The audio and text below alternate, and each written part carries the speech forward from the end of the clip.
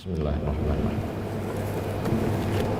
Assalamualaikum warahmatullahi wabarakatuh. Alhamdulillah wassalatu wassalamu ala rasulillah sayyidina wa maulana Muhammad ibni Abdillah wa ala alihi wa sahbihi wa man da'a bi da'watihi wa istanna bi sunnatihi.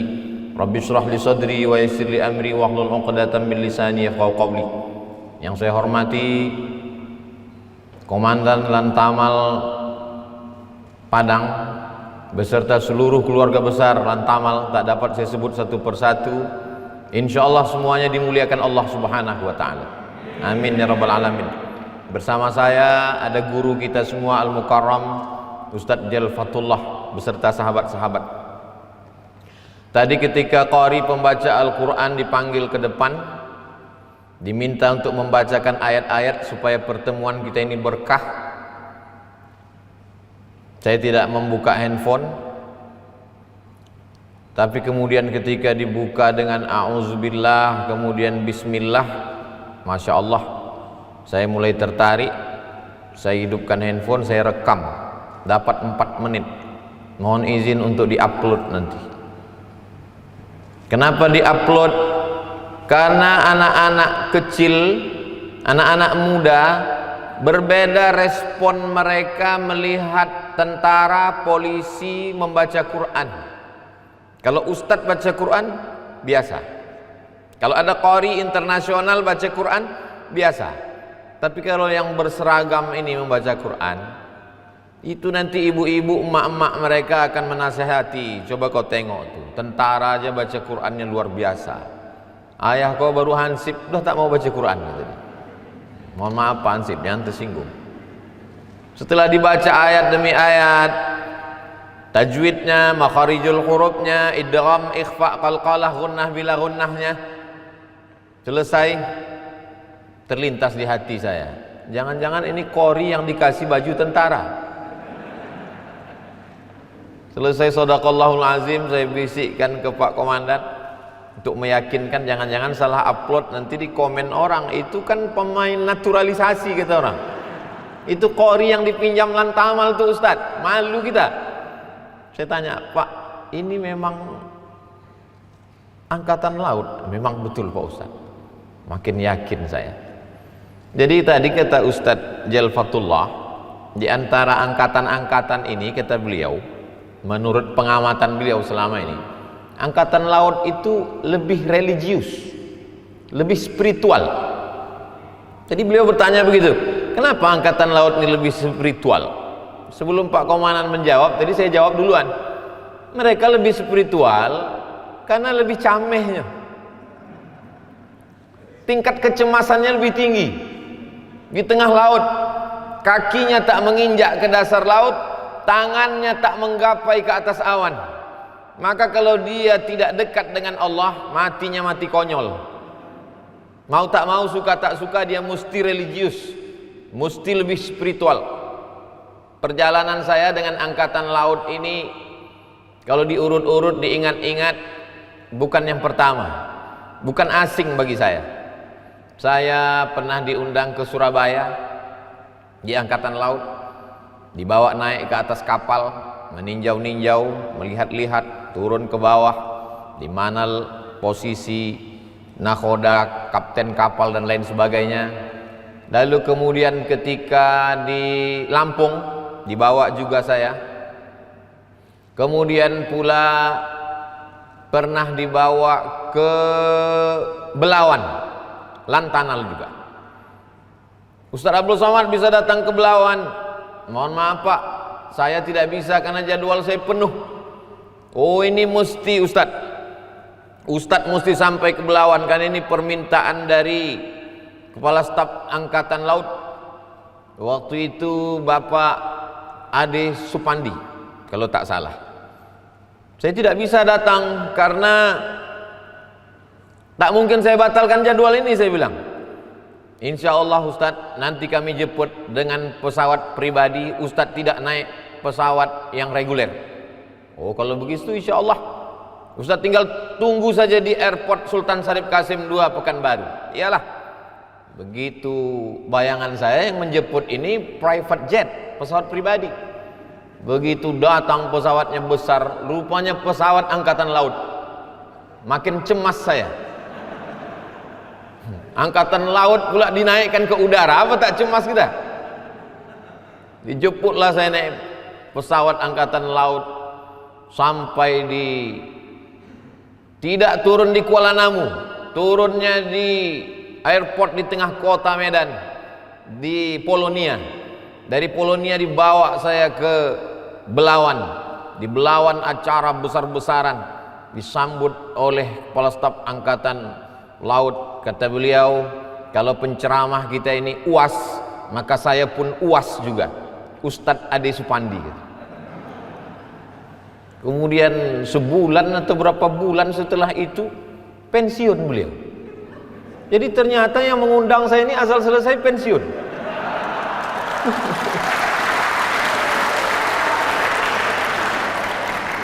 Mereka ini orang-orang luar biasa, bangga kita. Tapi sebetulnya jauh sebelum itu hubungan saya dengan angkatan laut. Pada tahun 2004 saya sampai ke Maroko. Ibu kota Maroko itu Casablanca, di Afrika Utara, berbatasan dengan Spanyol. Ada lautan yang begitu luas, namanya Samudra Atlantik. Rupanya kapal kebanggaan Republik Indonesia namanya kapal Dewa Ruci, keliling dunia. Dari Jerman mereka singgah ke Maroko, dan kami mahasiswa Indonesia dijemput, diundang oleh Kedutaan Besar Republik Indonesia. Mahasiswa semuanya siap-siap, besok kita akan ketemu dengan Angkatan Laut Republik Indonesia yang keliling dunia naik kapal Dewa Ruci. Bayangan kami kapal itu besar sebesar Titanic. Begitu sampai ke kecil aja kapal Dewa Ruci. Betapa beraninya mereka ini, dipukul ombak, dihempas gelombang, mengelilingi dunia dengan kapal kecil, kapal layar. Mereka pun beratraksilah sahabat-sahabat sebangsa setanah air. Kita kalau di Indonesia ini berjumpa orang Indonesia biasa saja. Tapi kalau sudah di negeri yang asing, di Maroko itu mahasiswa Indonesianya cuma 30 orang. Beda dengan Mesir. Di Mesir zaman kami 2.473 orang. Dikurangi kami berdua dengan Ustadz Jel, tinggal 2.471 orang. Tapi di Maroko sedikit. Maka kedatangan angkatan laut ini membahagiakan kami. Berfotolah kami di kapal Dewa Ruci tadi. Mereka pergi meninggalkan kami, menetes air mata kami. Beberapa kawan tuh menangis. Kenapa kau menangis? Tak sempat berfoto di atas kapal tadi. Di perjalanan. Lalu kemudian ketika saya diundang di Sorong, Papua, 8 jam terbang dari Pekanbaru ke Jakarta, dari Jakarta ke Makassar, terbang ke Papua. Yang menyediakan lapangan untuk saya berceramah di kota Sorong itu adalah Angkatan Laut. Jadi saya ceramah di tanah lapang Angkatan Laut di tepi laut di Papua Barat, di kota Sorong. Begitu mendarat pesawat kami di Sorong, disambut saya dengan tarian-tarian Papua, anak-anak kecil menari, disambut dengan piring besar, ada lukisan burung cendrawasih. Dalam hati saya, wah, banyak makanan yang mesti dihabiskan ini. Rupanya piring itu untuk dipijak, pijakkan kaki. Lalu kemudian setelah itu turun saya, naik mobil, datang orang melambaikan tangan. Ustadz, Ustadz, kata dia, Ustadz, ambo dari Payakumbuh, kata. Bayang dalam hati saya, udah 8 jam terbang, kurang awak juga ini di Sorong ini. Angkatan Laut. Jadi kalau ditelusuri nasab saya pun, nama saya Abdul Somad. Dalam buku biografi datuk moyang saya, nama saya Abdul Somad. Nama emak saya Hajah Rohana. Hajah Rohana itu nama emaknya lagi Siti Aminah. Siti Aminah itu anak Syekh Abdurrahman. Syekh Abdurrahman itu dalam buku biografinya belajar di Makkah, murid dari Syekh Ahmad Khatib Minangkabau, pulang ke Indonesia tahun 1900, datang Sultan Asahan memberikan tanah. Itulah tanah tempat kelahiran saya. Syekh Abdurrahman anak nakhoda Alang, anak nakhoda Ismail. Beliau tidak angkatan laut. Waktu itu belum ada Republik Indonesia, tapi dia punya kapal pribadi untuk membawa orang dari Batubara Kabupaten Asahan ke Semenanjung Melayu. Jadi saya kalau ada orang menyanyikan lagu nenek moyangku seorang pelaut, maka sayalah yang paling sah menyanyikan lagu itu. Karena dalam silsilah nenek moyang saya ada. Jadi begitu caranya. Kalau kita ceramah di tengah orang angkatan laut, dicari yang agak-agak ceritanya dekat ke laut. Bapak Ibu Saudaraku yang dimuliakan Allah Subhanahu wa taala. Sebutkanlah kota-kota besar di dunia ini, maka hampir semua kota besar itu dua. Kalau tidak di tepi laut, di tepi sungai. Sekarang kita urutkan dari arah atas Pulau Sumatera, Banda Aceh. Banda Aceh di tepi laut. Turun ke bawah lagi Medan. Medan Sumatera Utara di tepi laut, karena jarak dia ke Belawan tak sampai setengah jam. Di tepi Sungai Deli, menelusuri Sungai Deli sampai ke tepi laut. Turun ke bawah lagi Siak Sri Indrapura, kerajaan Melayu yang besar, sampai ke Aceh Tamiang ke atas dan sampai ke bawah ke perbatasan Jambi. Dia juga di tepi laut, yaitu Sungai Siak, terus ke laut berbatasan dengan kerajaan Semenanjung Melayu yang dikenal dengan kerajaan Melayu tertua, Malaya. Orang menyebutnya Malaka, maka ada istilah lagu Semalam di Malaya. Lalu kemudian turun lagi ke bawah kerajaan Jambi. Jambi juga di tepi laut, di tepi Sungai Batanghari yang tembus ke laut. Turun lagi ke bawah ke Palembang. Palembang juga di tepi laut yang tembus ke Sungai Musi. Turun lagi ke bawah sampai menyeberang ke Pulau Jawa, maka Surabaya berada di tepi laut. Pergi pula kita ke Papua, Raja Ampat. Saya sampai ke Raja Ampat. Raja-raja, kenapa disebut dengan Ampat? Karena memang ada 4 raja yang besar. Salah satu raja itu adalah Raja Patipi. Saya berjumpa, melihat Al-Quran tua di rumahnya, disampul dengan sampul terbuat dari kulit rusa. Quran itu dari kulit kayu. Saya tanya, Tuan Raja Patipi, ini dari mana ini Quran ini? Apa kata Raja Patipi di Raja Papua? Ini adalah Quran yang dibawa dari Samudra Pasai Aceh. Lama saya termenung. Zaman modern saja naik pesawat 8 jam. Tutup mata, buka mata, awan juga lagi. Tutup mata, buka mata, belum juga lagi sampai. Dulu mereka bisa, bukan naik pesawat, dari Samudra Pasai Aceh sampai ke Raja Ampat Sorong Papua, mereka membawa Al-Quran berdakwah. Mereka adalah pelaut-pelaut yang tangguh. Mereka adalah orang-orang yang luar biasa, karena kita tinggal di kepulauan. Lalu kemudian sampailah saya ke sebuah kota bernama Sydney di Australia. Sampai di situ dibawa ke museum bagaimana Islam sampai ke Australia. Ternyata yang membawa Islam sampai ke sana adalah orang Makassar. Orang Bugis Makassar mencari tripang, naik sampan, naik kapal mereka dari Pulau Makassar turun ke bawah sampai ke Australia. Mereka lah yang menyebarkan Islam di tengah suku aborigin. Pelaut-pelaut dari Makassar itu sampai ke Sydney, sampai ke Melbourne, mengislamkan saudara-saudara kita di sana. Saya sebenarnya mau cerita bahwa saya pernah ceramah ke Australia. Itu aja sebetulnya di Bali. Bapak Ibu yang dimuliakan Allah Subhanahu wa taala.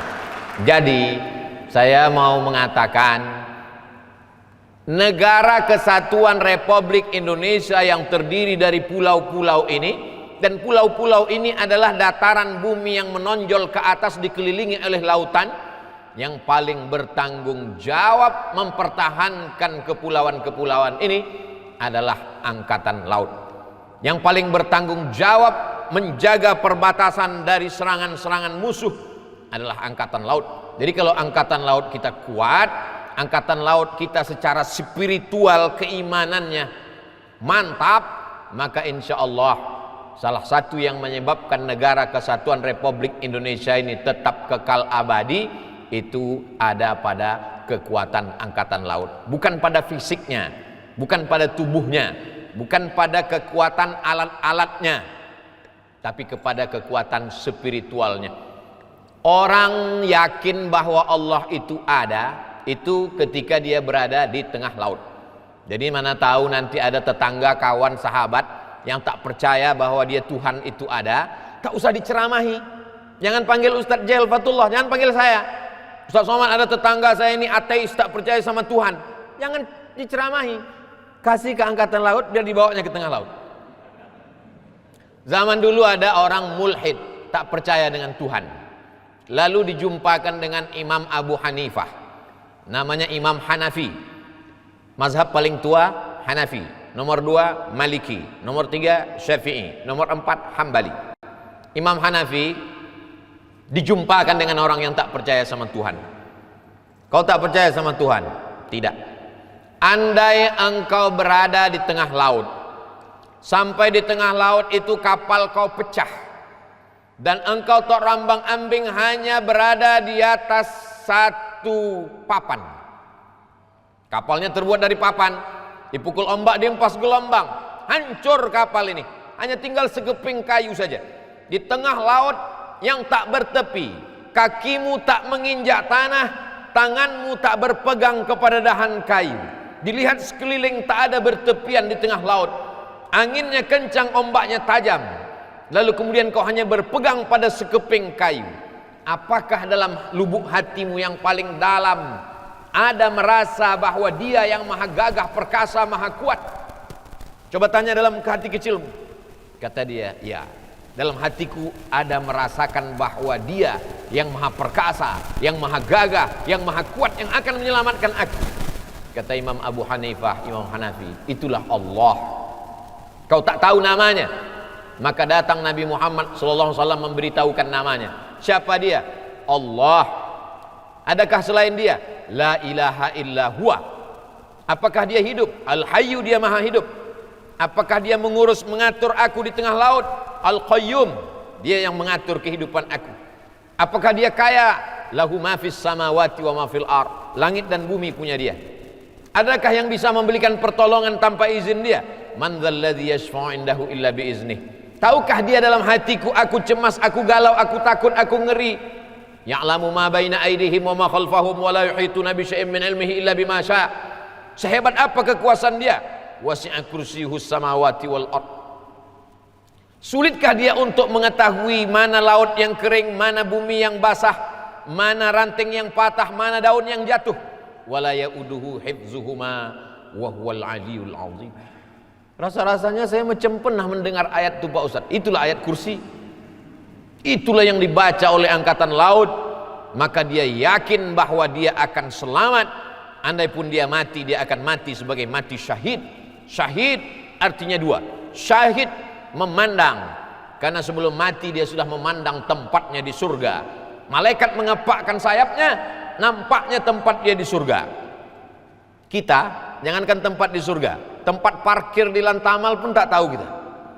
Orang yang syahid itu sudah melihat tempatnya di surga. Lalu kemudian kenapa dia disebut syahid? Syahid artinya masyhud, karena ketika dia mati dia dipersaksikan oleh para malaikat. Keyakinan itulah yang membuat mereka mempertahankan negeri ini. Kalau keyakinan pada gaji, kalau keyakinan pada uang tunjangan, itu tidak akan mungkin membuat mereka bisa kuat dan tangguh. Maka yang paling penting diasah adalah kekuatan spiritual. Itulah maka dibuat acara pada pagi menjelang siang ini, momen 1 Muharram. Walaupun kita sudah masuk pada tanggal berapa Muharram hari ini, pokoknya sudah habis setengah Muharram. Tapi yang namanya momen Muharram tidak disambut sebelum Muharram, di tengah Muharram, di ujung Muharram, tahun baru hijrah. Nabi Muhammad SAW hijrah itu dia tidak memilih. Sahabat-sahabat berkumpul semuanya, lalu kemudian mereka berkumpul, kira-kira momen apa yang kita jadikan kalender dalam Islam. Tidak dijadikan kalender itu kalender kelahiran Nabi, karena kalau kelahiran Nabi nama kalendernya miladiyah. Tidak dijadikan momen kalender itu kalender kematian Nabi. Seandainya kematian Nabi, nama kalender kita ini kalender takziah. Marilah kita menyambut tahun baru takziah. Ustadznya menangis, komandannya menangis, pasukannya otomatis ikut menangis. Tapi Islam tidak melihat itu. Tidak dijadikan kalender kita ini satu Muharramnya dihitung dari turunnya Al-Quran, tidak. Tapi dilihat adalah hijrah. Hijrah adalah tufarriqu bainal haqqi wal batil. Dengan hijrah itulah nampak mana orang yang benar, mana orang yang batil, mana orang yang betul-betul setia kepada Nabi, mana yang hanya sekedar lipstik di ujung lidah, di tepi bibir saja. Makanya momennya disebut dengan hijrah. Hijrah tidak berarti pindah tempat. Hijrah tidak berarti pindah lokasi. Hijrah adalah man yuhajir manahallahu anhu. Orang yang hijrah adalah orang yang meninggalkan yang dilarang Allah subhanahu wa ta'ala. Semua yang dilarang, semua yang diharamkan, semua yang tidak sesuai dengan adat istiadat, adat bersendi syarak, syarak bersendi kitabullah, hijrah dia meninggalkan itu semua, maka itulah disebut dengan hijrah. Jadi hijrah Nabi ini bukan sekedar hijrah bismillahi tawakkaltu 'ala Allah la haula wala quwata illa billah lalu pindah, tidak. Hijrah dalam perjalanan Nabi itu adalah perjalanan yang luar biasa. Tepatnya pada hari Kamis besok. Hari ini hari Rabu. Hijrah itu dimulai pada hari Kamis malam Jumat. Hari Kamis pagi berkumpul semua kepala-kepala suku. Orang-orang Arab itu dia tidak pakai kerajaan, karena yang punya kerajaan itu dua. Kerajaan barat namanya Romawi, kerajaan timur namanya Persia. Sedangkan Nabi Muhammad SAW hidup di tengah orang Arab jahiliyah. Mereka tidak pakai sistem kerajaan, tapi pakai kepala suku. Berkumpullah kepala suku, bersidang mereka. Tempat sidangnya namanya Darun Nadwah. Dar rumah, Nadwah rumah perkumpulan, rumah pertemuan. Hari Kamis pagi. Agendanya bagaimana cara menghabisi Muhammad sallallahu alaihi wasallam. Ini dia sudah mengacau kestabilan keamanan yang ada di Makkah, sudah mengobok-obok kota Makkah. Maka dia perlu dimusnahkan. Bagaimana cara memusnahkannya? Akhirnya mereka bermusyawarah pagi itu hari Kamis di Darun Nadwah kota Makkah Al-Mukarramah. Siapa yang mau punya usul silakan. Yang pertama memberikan usul, kata dia, bagaimana kalau Muhammad ini kita buang ke tempat yang jauh, kita cari tempat yang tak ada orang, kita asingkan, kita buang dia ke sana supaya aman kita di Makkah ini. Kata yang tidak setuju, saya tak setuju dengan pendapat itu. Kenapa? Karena Muhammad ini orangnya karismatik. Dia orangnya kalau bicara nanti orang banyak terpukau. Nanti kalau kita buang dia ke tempat yang jauh, ternyata di sana dia membuat suatu pasukan. Nanti setelah pasukannya kuat, dia akan kembali lagi ke Makkah. Habis kita di Makkah ini, dia akan balas dendam. Pendapat yang pertama ini ditolak. Jangan terima pendapat untuk mengasingkan Muhammad sallallahu alaihi wasallam. Ada pendapat lagi. Lalu yang kedua memberikan pendapat. Saya punya pendapat, Tuan. Apa pendapatmu? Pendapat saya, bagaimana kalau Muhammad ini kita masukkan ke dalam kotak kayu, kita ikat, kita letakkan di samping Ka'bah. Jangan kasih makan, jangan kasih minum, jemur dia sampai kering, sampai mati. Pendapat ini pun juga ditolak. Kenapa ditolak? Karena dia orang yang punya banyak simpatisan, banyak orang-orang yang suka dan sayang dengan dia. Walaupun mereka menyembunyikan cinta mereka, kalau sampai nanti ketahuan bahwa dia diikat, tidak dikasih makan, tidak dikasih minum, maka nanti akan terjadi gejolak, bisa terjadi revolusi ini di kota Makkah. Pendapat yang kedua ini pun ditolak juga. Akhirnya ditanya lagi, siapa yang punya pendapat? Yang ketiga mengatakan, saya punya pendapat, Tuan pimpinan sidang. Apa pendapatmu?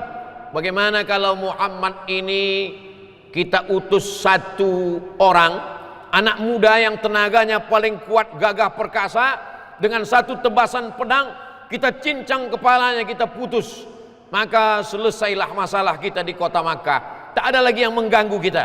Kita bisa tenang mabuk, kita bisa tenang buat dosa, kita bisa tenang buat maksiat, karena Muhammad sudah mati. Selesai masalah. Lalu kemudian orang ini pun juga ditolak pendapatnya. Kenapa? Karena Muhammad bukan orang sembarangan. Muhammad itu anak Abdullah, Abdullah itu anak Abdul Muttalib, Abdul Muttalib itu anak Hashim, Hashim itu anak Abdi Manaf, Abdi Manaf itu anak Qusay, Qusay itu keturunan Adnan, Adnan itu cucu cicit Ismail, Ismail itu anak Ibrahim, Ibrahim itu adalah nabi yang diakui oleh Yahudi dan Nasrani. Abraham, kata saudara kita di sana, maka titik temunya ada pada Ibrahim alaihissalam, menetes darah Ibrahim dalam diri Muhammad sallallahu alaihi wasallam. Dia bukan orang sembarangan. Kalau dia diganggu maka nanti akan terjadi gejolak keamanan yang luar biasa. Akhirnya sidang itu deadlock, buntu, tak nampak solusi. Sampai akhirnya pimpinan sidang itu sendiri yang punya ide. Saya punya ide, kata dia. Kalau satu orang yang membunuh Muhammad, nanti suku dia akan dibalas oleh suku yang lain. Tapi bagaimana kalau setiap suku itu mengutus, suku ini mengutus anak muda, suku ini mengutus satu anak muda, suku ini mengutus satu anak muda, 14 suku berkumpul, lalu kumpulkan 14 orang, malam-malam serentak menebaskan pedangnya, maka matilah satu orang. Maka kalau Muhammad SAW meninggal dunia, semua ikut berkontribusi untuk membunuh, tidak akan ada yang dituntut, karena semuanya ikut menghabisi Muhammad SAW. Pendapat kepala ketua sidang ini diterima, karena paling logis, tidak perlu dana untuk mengasingkan di tempat yang jauh, tidak akan membangkitkan revolusi, cukup dengan mengambil mencari anak-anak muda yang kuat tenaganya, satu kali tebasan maka tamat riwayat, selesailah dia. Yang memimpin sidang itu namanya Umar bin Hisham. Kalau saya sebut Umar bin Hisham, banyak orang yang tak tahu siapa itu Umar bin Hisham. Namanya Umar bin Hisham, nama panggilannya Abu Jahal. Oh, kalau Abu Jahal kami tahu Pak Ustadz. Itulah makanya kita kalau kenalan sama orang, kita mesti tahu namanya siapa, nama samarannya di medsos siapa. Nah, karena kadang lain nama di KTP, lain di medsos. Dicari Abdul Somad tak ketemu, pas tulis nama baru ketemu. Abdul Somad tak ada, pas ditulis UAS ada. Padahal itu ujian akhir semester Pak Ustadz. Saudaraku yang dimuliakan Allah Subhanahu wa taala, kalau begitu kita sepakati saja pendapat yang keempat ini. Setiap suku, satu orang kumpulkan anak muda kalian, yang paling kuat tebasan pedangnya, yang paling hebat cincangannya, kita kumpulkan dia nanti malam, masuk ke rumah Muhammad sallallahu alaihi wasallam. Oke, setuju. Rapat itu pada hari Kamis pagi. Selesai sholat zuhur, Nabi Muhammad SAW pergi ke rumah Abu Bakar. Assalamualaikum. Waalaikumsalam. Abu Bakar, ya, nanti malam kita hijrah ke Madinah. Mengapa nanti malam ya Rasulullah? Karena nanti malam anak-anak muda sudah berkumpul mau menebas kepalaku. Maka nanti malam kau datang ke rumah. Dari mana Nabi tahu bahwa anak-anak muda itu sudah bersepakat? Dari mana Nabi tahu kepala-kepala suku itu pagi Kamis tadi? Ternyata pertemuan itu disadap. Itulah kata orang hati-hati bicara Ustadz, dinding pun bisa mendengar. Ternyata yang menyadap itu bukan alat yang terdiri dari kabel. Yang menyadap itu bukan kamera CCTV. Yang menyadap itu adalah Jibril alaihissalam. Jibril memberitahukan itu kepada Nabi Muhammad. Nanti malam mereka akan mengirim anak-anak muda mereka, dan mereka akan menebas kepalamu. Sebelum mereka berkumpul, maka engkau hijrah bersama Abu Bakar. Abu Bakar setuju, bersiap-siap. Malam itu Nabi pun tidur. Nabi itu tidurnya setelah Isya. Itu maka dia mudah bangun tahajud malam, karena tidur setelah Isya jam 8 kalau di tempat kita, 9, 10, 11, 12, 1.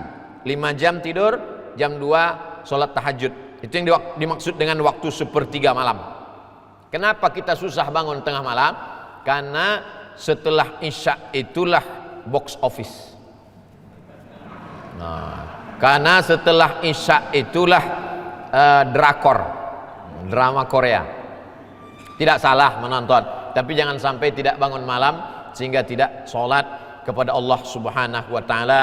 Sholat malam itu adalah sambungan khusus. Kalau sambungan siang ini mungkin ada gangguan karena komunikasinya ramai. Tapi kalau malam itu sunyi, sepi. Tapi kadang-kadang memang dunia ini sudah mau terbalik. Kalau zaman dulu jam 2 malam sepi, sunyi. Sekarang jam 2 malam kita berdoa, sepi, sunyi. Tak lama setelah itu tergenang ramai di bawah. Gol katanya. Rupanya Manchester United main. Nah, jadi memang kalau menunggu sunyi tak ada sunyinya dunia ini. Menunggu sepi tak ada sepinya dunia ini. Maka jangan tunggu sunyi untuk berdoa kepada Allah Subhanahu wa taala. Maka malam itu Nabi pun tertidur setelah Isya jam 9, jam 10, 11, 12, 1 Nabi bangun sepertiga malam, lalu kemudian dia keluar dari rumahnya. Itu yang diceritakan dalam surat yang selalu Bapak Ibu baca di malam Jumat.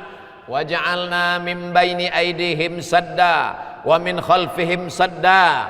Kami jadikan di depan mereka tembok, di belakang mereka tembok. Fa aghshaynahum, kami tutup mata mereka.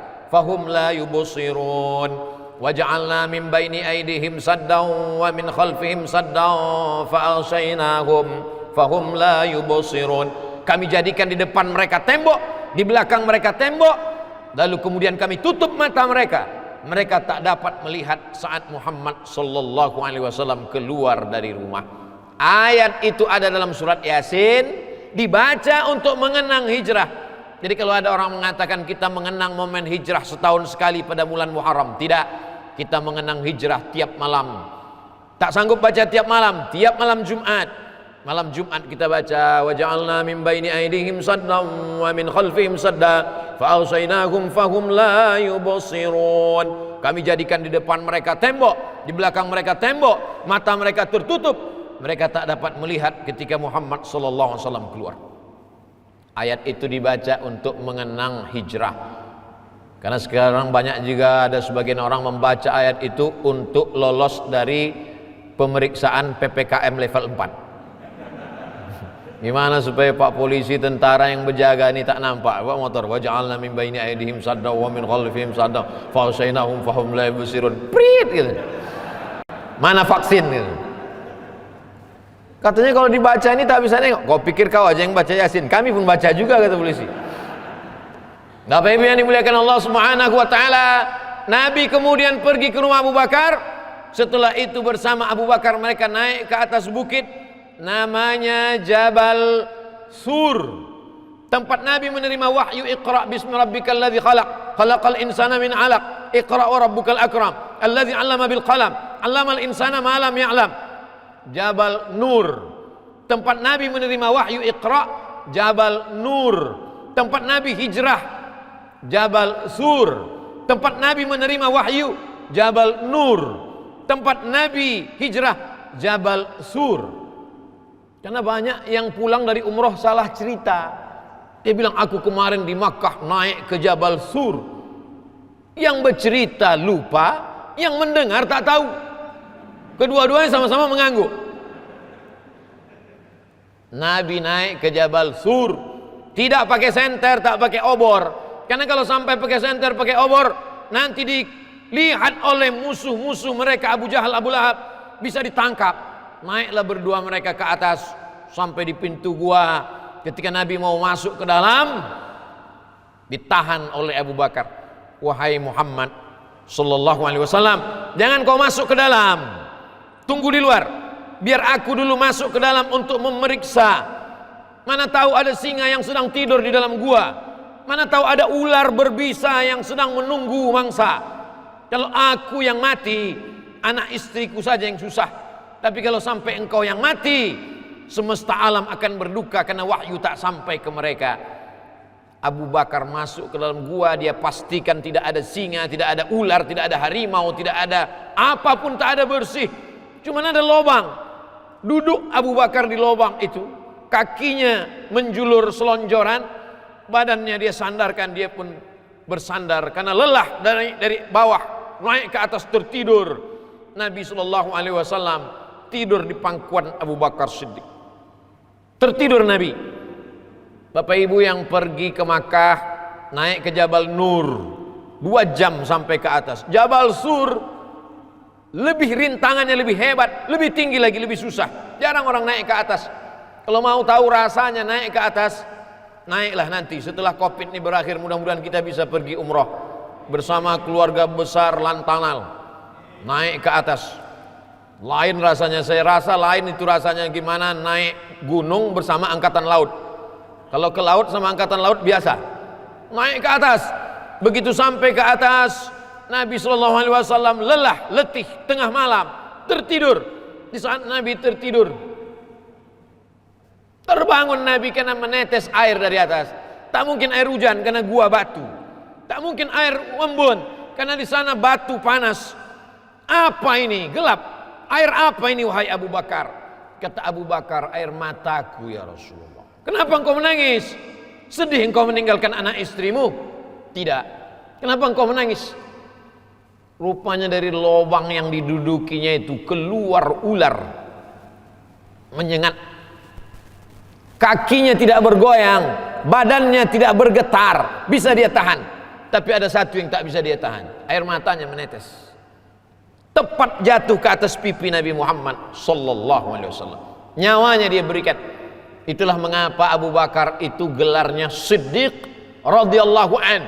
Setiap kita sebut namanya kalau kita salat tarawih, Al-Khalifatul Awwal Abu Bakrin Siddiq, dijawab oleh jamaah radhiyallahu an. Allah meridhai dia karena nyawanya dia berikan untuk perjuangan, hartanya dia berikan untuk perjuangan. Allah meridhai dia. Titelnya RA radhiyallahu an. Sampai-sampai Pak Komandan Lantanal tadi membaca betul-betul titel Abdul Somad itu panjang betul. Profesor, LC, DESA, PhD, tapi tak ada radhiyallahu an. Belum pernah lagi saya ceramah dipanggil oleh protokol. Berikut ini mari kita dengarkan tausiah yang akan disampaikan oleh Al-Mukarram Abdul Somad radhiyallahu an. Belum lagi. Radhiyallahu an bukan titel dari sekolah. Radhiyallahu an, Allah memberikan. As-sabiqunal awwalun, mereka yang dulu menolong perjuangan Nabi, minal muhajirin, orang Makkah yang hijrah ke Madinah, wal ansar, orang Madinah yang menolong Nabi Muhammad. Mereka itu radhiyallahu an, mereka diridhai oleh Allah, diridhai Allah. Itulah maka kalau kita sebut nama sahabat Nabi, Abu Bakar radhiyallahu an, Umar radhiyallahu an, Utsman radhiyallahu an, Ali radhiyallahu an, Aisyah radhiyallahu anha, sahabat Nabi radhiyallahu anhum ajma'in. Ustaz Somad, boleh kalau saya orang biasa ini punya titel radhiyallahu an? Bisa. Gimana caranya Pak Ustaz? Nanti malam kau cari gua yang ada lubang tanah, tidur kau situ.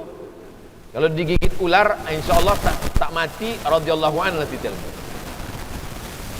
Ini bukan masalah titel kehormatan kebanggaan, tapi ini adalah buah dari perjuangan.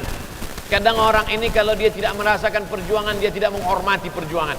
Sama-sama sepeda motor, tapi beda sepeda motor hadiah dari anak orang kaya, dapat sepeda motor dari bapaknya, dengan orang yang susah, tetes peluh keringat dan air mata, dari hasil tabungannya dibelinya.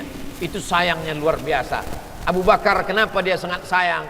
Karena dia memperjuangkan la ilaha illallah Muhammadur Rasulullah. Begitu juga dengan mereka yang memperjuangkan negara kesatuan Republik Indonesia ini. Mengapa mereka begitu sayang? Karena mereka memperjuangkannya dengan tetes peluh darah para syuhada. Negeri ini merdeka karena perjuangan mereka yang luar biasa. Itulah mengapa mereka sayang. Sekarang kita menikmatinya saja.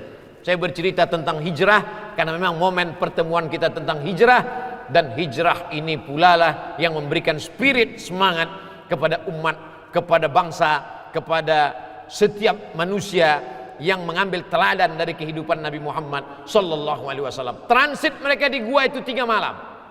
Malam Jumat, malam Sabtu, malam Ahad. Kenapa mesti transit dulu? Kenapa tidak langsung saja pergi ke Makkah?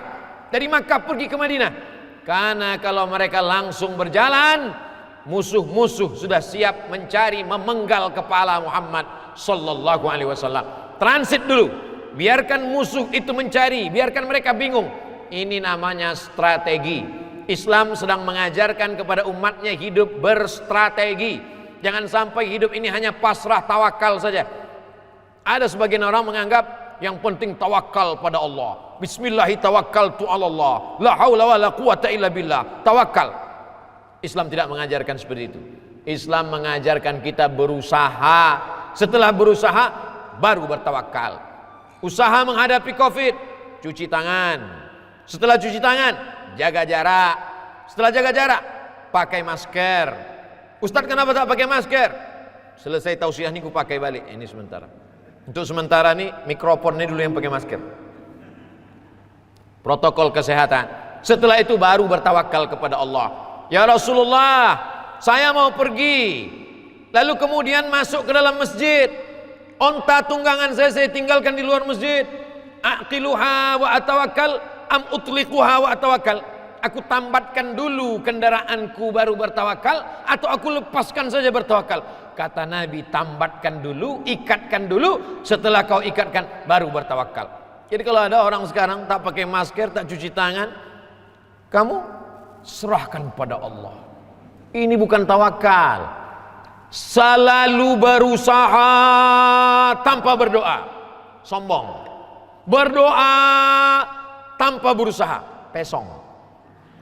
Pesong itu miring, diluruskan sedikit. Bapak Ibu Saudaraku yang dimuliakan Allah Subhanahu wa taala, pelajaran dari hijrah adalah hidup berstrategi. Padahal kalau Nabi mau berdoa kepada Allah mudah saja. Innama amruhu idza arada syai'an ayaqula lahu kun fayakun. Selesai Isra Mi'raj dari Makkah ke Masjidil Aqsa, naik ke Sidratul Muntaha, turun lagi, tak sampai 1 malam selesai. Kenapa hijrah mesti transit lagi 3 malam? Transit 3 malam, habis itu naik onta 8 hari 8 malam. Mereka sedang mengajarkan strategi bahwa bersembunyi dulu. Setelah bersembunyi menghilang dulu 3 malam dari peredaran. Setelah itu barulah mereka bertolak. Lalu selama di atas itu siapa mengirim makanan? Makanan dikirimkan oleh seorang perempuan bernama Asma, anak Abu Bakar. Lalu kemudian berita mesti diupdate terus. Hiruk pikuk di kota Makkah, kemana Muhammad, dengan siapa dia pergi, kemana dia menghilang. Berita ini dibawa ke atas oleh Abdullah, anak Abu Bakar. Malam dia tidur di atas, menjelang subuh dia turun, dia mengumpulkan berita hiruk pikuk, isu-isu yang ada, naik lagi ke atas. Lalu kemudian di bawah ada orang yang pura-pura mengembala kambing, namanya Amir bin Fuhairah. Dia bawa kambingnya untuk melihat kalau ada musuh yang naik ke atas. Maka ditempatkan orang-orang yang luar biasa. Ada yang tidur di tempat tidur Nabi. Kalau musuh masuk ke dalam, mereka buka selimut. Mana Muhammad? Yang tempat tidur Nabi itu namanya Ali bin Abi Thalib. Ada yang naik ke atas menemani Nabi 3 hari 3 malam, namanya Abu Bakar Siddiq. Ada yang membawa makanan ke atas, namanya Asma binti Abu Bakar. Ada yang membawa berita untuk update terus, namanya Abdullah. Ada yang pura-pura mengembala kambing untuk melihat, berjaga-jaga jangan sampai ada orang naik ke atas, namanya Amir bin Fuhairah. Ada guide penunjuk jalan dari kota Makkah sampai ke Madinah, mesti ada penunjuk jalannya. Penunjuk jalan itu mesti tahu jalan, karena kalau jalan biasa sudah dihadang musuh, dicari orang yang tahu jalan khusus, jalan bersembunyi, bukan rute biasanya. Ada seorang penunjuk jalan laki-laki bernama Abdullah bin Uraiqid. Apa makna kedua? Maknanya menempatkan orang sesuai dengan posnya masing-masing. Kalau bahasa kampung saya, the right man on the right place. Orang yang tepat di tempat yang baik. The right man on the right job. Orang yang tepat di pekerjaan yang tepat. Ali punya ayah namanya Abu Thalib. Nabi Muhammad punya ayah namanya Abdullah. Abdullah dengan Abu Thalib saudara kandung, sama-sama anak Abdul Muttalib. Orang kita menyebutnya sepupu, ayahnya saudara kandung. Lalu apa pekerjaan Ali? Ditugaskan apa Ali? Ali bertugas tidur di tempat tidur Nabi, menemani Nabi di atas, sahabat, kawan Abu Bakar Siddiq. Apa pelajaran di sini?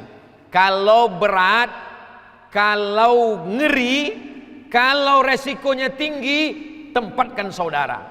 Tapi untuk pekerjaan yang ringan, kasih kepada sahabat. Begitu Muhammad SAW. Kan ringan tugas Ali, cuman tidur di tempat tidur Nabi.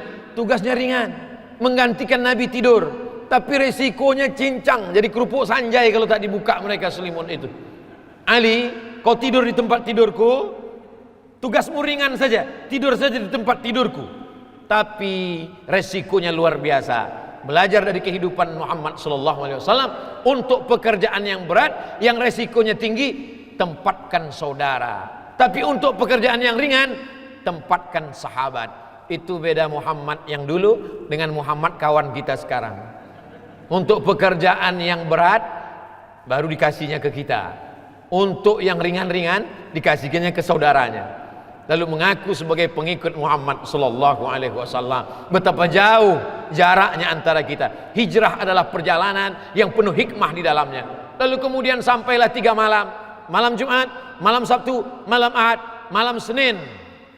Kenapa tidak siang? Kenapa perjalanannya mesti malam? Karena kalau siang nanti ditangkap oleh musuh. Tadi Pak Komandan nanya, Ustaz Somad kapan berangkat dari Pekanbaru? Tadi malam Pak. Tapi Pak Komandan tak nanya kenapa mesti malam.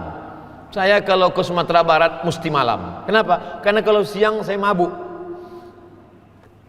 Perjalanan malam jam 1 sampai. Nabi SAW bertolak pada malam Senin. Berangkat hari Senin sampai di Taif hari Senin. Ada 4 Senin yang bersejarah dalam sejarah Nabi Muhammad. Lahir hari Senin, hijrah hari Senin, sampai hari Senin, meninggal hari Senin. Itulah mengapa di antara kita berpuasa hari Senin. Karena Senin hari bersejarah, karena Senin amal dicatat, karena Senin amal ditunjukkan kepada Allah Subhanahu wa taala. Bagi yang sudah mengamalkan puasa Senin, lanjutkan. Bagi yang belum, mulai. Ustaz Somad puasa Senin? Tidak, saya musafir. Saudaraku yang dimuliakan Allah Subhanahu wa taala, lalu kemudian tepat pada hari Senin Nabi pun bertolak. Mereka lanjutkan perjalanan di tengah gurun pasir yang panas kering kerontang.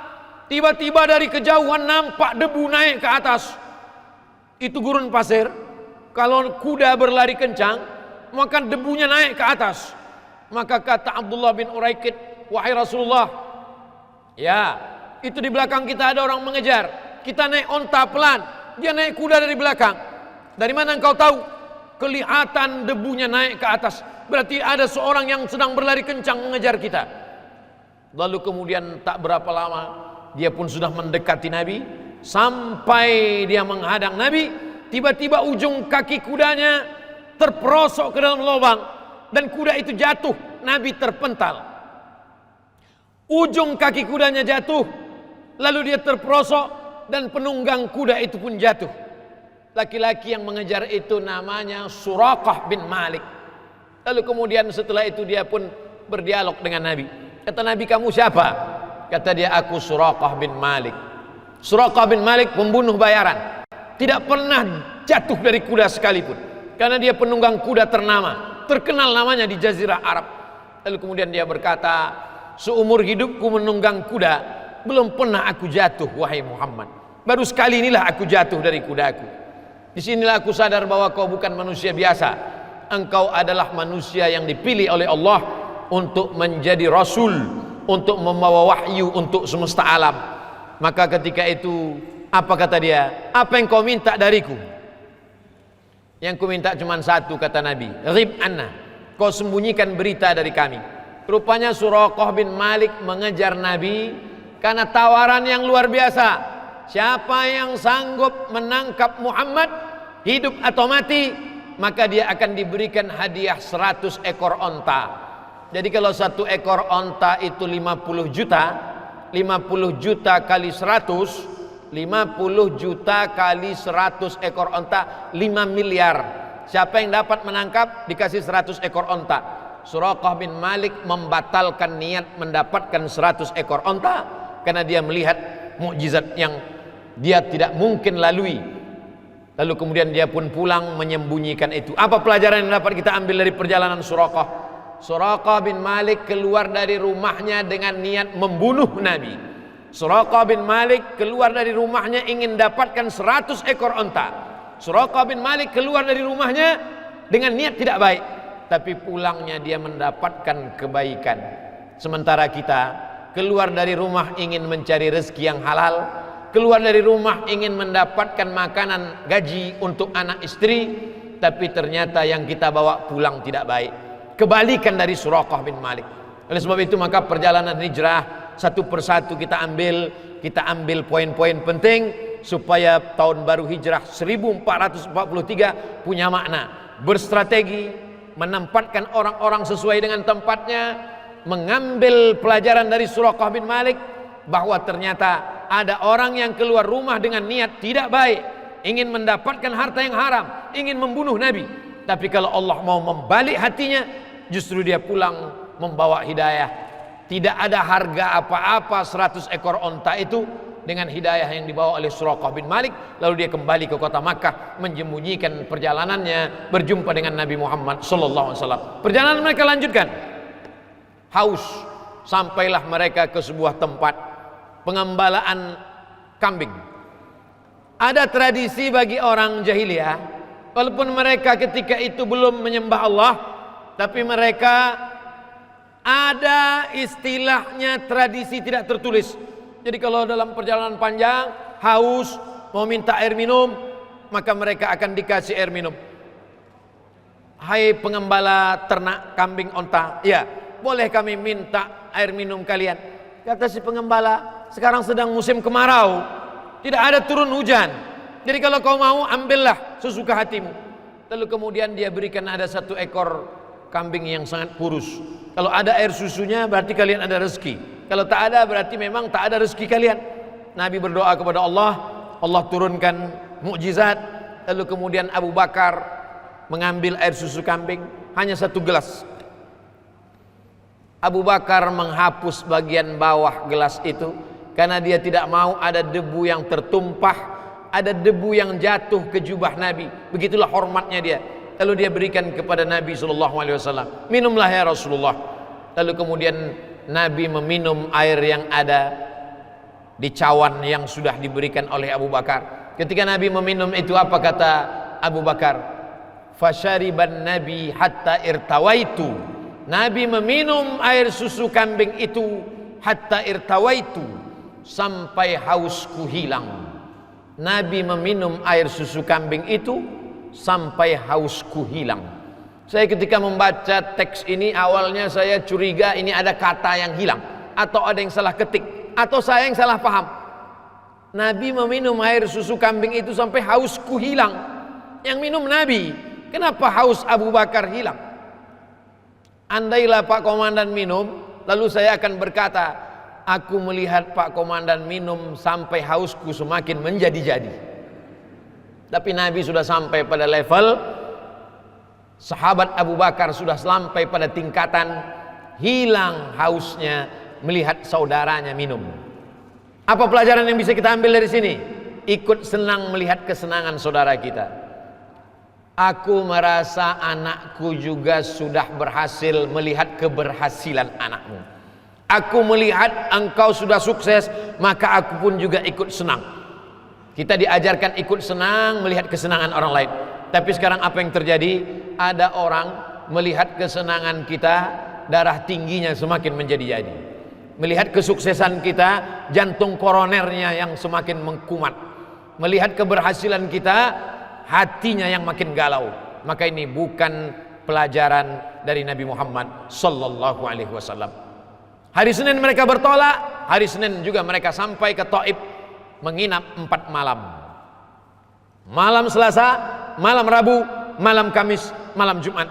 4 malam berada di Taif. Berdirilah satu masjid, itulah dia Masjid Quba. Masjid Quba yang berdiri sampai hari ini. Lalu kemudian hari Jumat bertolak mereka. Malam Senin, malam Selasa, malam Rabu, malam Kamis, malam Jumat, 4 malam. Hari Jumatnya mereka bertolak menuju Madinah. Madinah nama awalnya Yasrib. Yasrib artinya tanah banyak kuman. Yasrib artinya tanah banyak penyakit, banyak wabah. Dirubah Nabi Yasrib menjadi Al-Madinah Al-Munawwarah, kota peradaban yang terang benderang. Nabi merubah nama orang. Ada orang namanya Abdul Ka'bah, hamba Ka'bah. Tak boleh menghambakan diri kepada Ka'bah. Kita bukan hamba Ka'bah. Kita tidak menyembah Ka'bah. Kita menyembah Allah. Maka dirubah namanya menjadi Abdullah. Ada orang namanya Yasrib, kampung namanya Yasrib. Yasrib banyak kuman, banyak penyakit, banyak wabah. Dirubah Nabi namanya menjadi Al-Madinah Al-Munawwarah, kota yang penuh dengan peradaban terang benderang. Dan sampai hari ini, menurut NASA, Badan Antariksa Amerika, ketika mereka naik ke atas, mereka melihat bumi, maka permukaan bumi yang tampak terang benderang itu adalah Makkah dan Madinah. Kenapa? Karena lampunya paling banyak. Makkah Madinah itu bisa dinampak dari atas karena terang benderang lampunya paling banyak. Lalu kemudian saya diminta untuk manasik haji oleh bapak dari kepolisian. Ustadz Somad, nanti Ustadz berikan manasik haji, insya Allah, tapi berdua aja karena kita manasik khusus. Baiklah Pak. Setelah itu kemudian diadakan manasik. Ustadz Abdul Somad, saya biasanya kalau diundang ke suatu daerah, saya mesti tahu saya tinggal di mana, di hotel mana, jalan dari hotel ke kantor berapa, saya cek dulu ada alatnya. Terus di Makkah ini sudah saya cek Pak Ustadz, Makkah Madinah alat itu tak bisa dipakai, asal nampak dari atas terlalu terang benderang. Saya bilang kita berusaha aja, tawakal. Nanti kalau nyasar di sana jangan ngaku dari angkatan manapun supaya tidak terlalu malu. Tidak bisa dicek, tidak bisa karena terang benderang, karena alat atau karena lampu. Wallahu alam bisawab. Lalu kemudian tanah yang termahal hari ini di permukaan bumi, dulu tanah yang termahal adalah Las Vegas, Amerika. Ternyata tanah yang paling termahal hari ini adalah tanah di kota Makkah dan Madinah. Kenapa? Karena ada 4.700.000 orang yang mau datang ke sana. Kecuali 2 tahun ini tidak bisa karena Covid. Berakhir Covid ini insya Allah kita ke sana melaksanakan umroh dan haji insya Allah. Lalu kemudian pada hari Jumat Nabi pun sampai di Madinah. Sampai di Madinah, Madinah isinya tidak hanya orang Islam saja. Ada Yahudi Bani Nadir, ada Yahudi Bani Quraizah, ada Yahudi Bani Qainuqa, ada Yahudi Khaybar. Disitulah Nabi rekonsiliasi orang Islam, orang Yahudi. Yahudi terbagi lagi beberapa faksi, Bani Nadir, Bani Quraizah, Bani Qainuqa, Bani Khaybar. Orang Islamnya terdiri dari beberapa lagi, ada Muhajirin, ada Ansor. Orang Ansornya terdiri lagi dari 2, ada suku Aus, ada satu Khazraj. Disatukan dalam persatuan yang disebut dengan Piagam Madinah. Kita yang berada di kota Al-Madinah Al-Munawwarah bersaudara. Kalau datang orang dari Makkah, Abu Jahal, Abu Lahab mau menyerang kita, maka orang Madinah walaupun dia Yahudi, walaupun dia tidak Islam, dia punya kewajiban yang sama untuk menjaga persatuan di Madinah. 12 pasal, bisa dibeli buku sejarahnya, ditulis oleh seorang berkeluarga negaraan India, namanya Safiyur Rahman Al-Mubarak Furi. 12 pasal tentang Nabi menjaga persatuan di Madinah. Adapun masalah perbedaan akidah, wala ana abidum ma'abattum, aku tak menyembah Tuhan yang kamu sembah, wala ana abidum ma'abattum wala antum abiduna ma'abud, lakum dinukum waliyadin. Kamu menyembah sebagai agamamu Yahudi dan aku menyembah Allah Subhanahu wa taala. Mereka menjaga itu. Tapi ada yang disebut dengan harbi, perang. Mereka yang menyerang dari kota Madinah, mereka yang menyerang dari kota Makkah ke kota Madinah, maka mereka wajib diperangi. Waqatiluhum, perangilah mereka. Kenapa? Karena mereka awalnya adalah bersahabat, tapi kemudian mereka memerangi. Maka 2 sebab berperang. La yanhakumullahu 'anil ladzina lam yuqatilukum fid din. Kalau mereka tidak memerangi kamu, walam yukhrijukum min diyarikum, mereka tidak mengusir kamu dari kampung halamanmu, antabarruhum, kamu berbuat baik pada mereka, wa tuqsitu ilaihim, bersikap adil pada mereka. Nabi SAW membangun kota Al-Madinah Al-Munawwarah, maka setiap negeri yang ingin seperti Madinah selalu disebut dengan membangun negeri yang madani. Madani itu berperadaban. Ada pemimpinnya, ada aturannya, ada masjidnya, ditolong orang yang tidak berdaya, orang miskin dibantu, orang kaya membangun, yang susah dibantu dalam bentuk ada harta, ada tempat beribadah namanya masjid, ada tempat mengumpulkan zakat, wakaf, infak, sedekah namanya Baitul Mal, tempat menyembah Allah namanya Baitullah, tempat mengumpulkan harta zakat, wakaf, infak, sedekah namanya Baitul Mal. Dibangunlah peradaban Islam 10 tahun Nabi SAW di kota Al-Madinah Al-Munawwarah, sampai akhirnya Nabi pun meninggal menghadap Allah Subhanahu wa taala. Sampai akhirnya datanglah para ulama ke negeri kita ini. Akhirnya kita pun mengikut ajaran yang dibawa oleh Nabi Muhammad sallallahu alaihi wasallam. Sebelum Nabi lahir, orang Arab sudah sampai ke Nusantara. Ustadz Somad, dari mana tahu orang Arab sampai ke Nusantara? Bukan cuma orang Arab, orang Mesir sudah sampai ke Nusantara. Karena orang Mesir mau mengawetkan mumi mengawetkan raja-rajanya supaya tidak dimakan oleh ulat belatung. Ulat belatung hanya takut pada kamper. Ada pohon kayu itu mengeluarkan getahnya itu namanya kamper. Getah kayu itu kalau diletakkan di lemari, maka semua takut, semut, kecoa, kutu takut. Kamper itulah yang dihaluskan jadi tepung, disiramkan, dibalut sehingga tubuh mereka utuh dalam mumi raja-raja Fir'aun. Kamper itu tumbuhnya di tepi pulau Sumatera. Nama pantainya Pantai Barus. Kamper itulah yang disebut dengan kapur, dan kapur itu cuma ada di Barus, maka disebut dengan kapur Barus. Itulah mengapa kalau kapur Barus disapukan ke meja makan, maka semut tidak akan mau mendekat. Kapur Barus disemprotkan, disaburkan di lemari, maka lemari bebas dari kecoa. Maka orang-orang Mesir sudah sampai ke Pantai Barus. Barus itu sekarang masuknya ke Tapanuli Tengah sebelum Nabi Muhammad SAW lahir. Jadi orang Arab sudah sampai kemari, sudah sampai ke Nusantara. Lalu kemudian ketika Nabi lahir, maka orang-orang pun datang membawa Islam, sampailah ke Sumatera. Lalu setelah itu turun ke Jawa, turun ke Kalimantan, sampailah ke Papua. Lalu kemudian sampailah hari ini. Perjalanan panjang. Dari mana mereka bisa sampai dari Mesir, dari Saudi Arabia sampai ke Nusantara? Melalui lautan yang luar biasa. Maka kalau sampai hari ini anak-anak cucu kita bisa membawa kedamaian, Islam diambil dari kata salam. Salam artinya damai. Allah yang kita sembah salah satu namanya salam. Allahumma antas salam. Agama yang kita anut namanya Islam, berasal dari kata salam. Siapa itu Islam ya Rasulullah?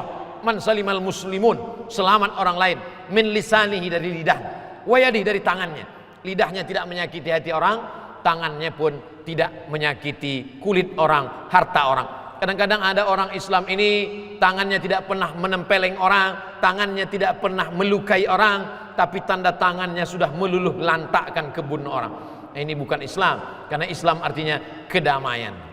Tadi saya mulai jam 11 kurang 15, sekarang sudah jam 12 kurang 15, pas 60 menit, sesuai janji dengan komandan. Siapa yang sanggup bercerita hijrah Nabi selama 60 menit? Cerita hijrah selama 60 menit, bahasa Arabnya mustahil. Tak mungkin bisa cerita hijrah 60 menit. Itu tadi cerita itu makanya tadi tak ada remnya, gas terus. Supaya sampai 60 menit cerita itu pun habis. InsyaAllah panjang umur, sehat badan, kita akan berjumpa di kesempatan yang lain InsyaAllah. Di waktu yang baik ini mari kita berdoa kepada Allah. Mudah-mudahan Allah selalu memberikan kebaikan-kebaikan kepada Lantanal, kepada negara kesatuan Republik Indonesia. A'udzubillahi minasyaitonirrajim. Bismillahirrahmanirrahim. Alhamdulillahirabbil alamin. Wassalatu wassalamu ala asyrafil anbiya wal mursalin wa ala alihi wa sahbihi ajma'in. Allahumma nawwir qulubana, terangi hati kami ya Allah. Sahih ajsadana, sehatkan badan kami ya Allah. Allahumma ja'alna minal muttaqin, jadikan kami orang-orang yang takut kepadamu, takut berzina, takut makan haram, takut korupsi, takut menganiaya orang, takut memakan hak orang lain. Karena kami semua akan mati menghadapmu dan kami semua akan dituntut. Satukan kami bersama Nabi Muhammad SAW dalam surga Jannatul Firdaus.